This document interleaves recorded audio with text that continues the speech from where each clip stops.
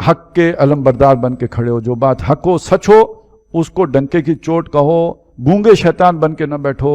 یہ اللہ والا ہونے کا ایک لازمی نتیجہ ہے۔ اور اس کو انہوں نے بیان کیا، ایک مثال سمجھیں بہت بڑی ہمارے سامنے رکھی کہ فرعون کے دربار میں کھڑے ہو کے مومن آل فرعون نے جو طویل تقریر کی، ظاہر ہے بڑا عہدیدار ہوگا، دربار میں عام آدمی تو نہیں ہوتا، جو اس کے کلوز سرکل کا بندہ، کچن کابینہ کا بندہ، اس نے ادھر کھڑے ہو کے حق بات کہہ دی، اور اس کے بعد اس نے اپنا معاملہ اللہ کے سپرد کر دیا کہ اب جو ہو سو ہو، مجھے اب اس کی پرواہ نہیں ہے، جو حق تھا وہ میں نے کہہ دیا۔ یہ بھی توحید کا تقاضا ہے۔ یہ آ کے ابھی اس صورت میں کھل گیا ہمارے سامنے، جو ہم ابھی پڑھ کے ختم کیے، کہ جس میں یہ بات آ گئی کہ اللہ والا ہونے کا یہ لازمی تقاضا ہے کہ تم اللہ کی طرف لوگوں کو بلاؤ۔ اگر تم اللہ کی طرف لوگوں کو نہیں بلاتے تو یہ بات اللہ تعالیٰ، اور اگر معاشرے میں گناہ ہے، لوگ اللہ کے باغی ہیں، لوگ اللہ سے دور ہیں، اور تم لوگوں کو منع نہیں کرتے اور اللہ کی طرف انہیں پکارتے نہیں ہو، تو پھر یہ بات سمجھ لو کہ اللہ تعالیٰ کو تمہاری وہ عبادت بھی قبول نہیں ہے۔ پھر جب اللہ کی سزا آئے گی تو اس کے رگڑے میں تم بھی آ جاؤ گے۔ وَاتَّقُوا فِتْنَةً لَا تُصِيبَنَّ الَّذِينَ ظَلَمُوا مِنْكُمْ خَاصَّةً، ڈرو اس فتنے سے جو تم میں سے صرف ظالموں ہی کو لپیٹ میں نہیں لے گا، گیہوں کے ساتھ پھر گھن بھی پسے گا، کہ تم کیوں اس پر خاموش رہے ہو جب میرے دین کے خلاف کام ہو رہا تھا۔ یہی باتیں ہیں جو بہت سی احادیث میں آئی ہیں۔ ایک حدیث میں نے آپ کو سنا دی تھی، لیکن مجھے خیال آیا کہ دوسری حدیث بھی سنانی چاہیے تاکہ بات بالکل واضح ہو جائے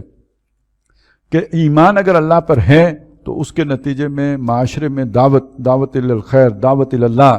اس کا ایک تقاضا امر بالمعروف اور نہی عن المنکر، نیکی کو پھیلانا اور برائی سے روکنا۔ تو اس کو نبی صلی اللہ علیہ وسلم نے ایمان اور امر بالمعروف اور نہی عن المنکر کو آپس میں لازم و ملزوم قرار دیا ہوا ہے،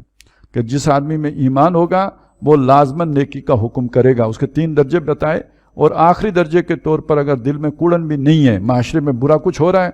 آپ کا چہرہ بھی غیرت سے متغیر نہیں ہوتا،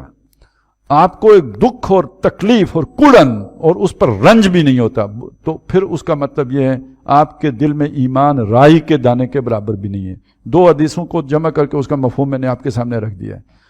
اسی طرح یہ بات سمجھ لیجئے، ہمارے معاشرے میں بولنے پر کوئی کچھ نہیں کہتا۔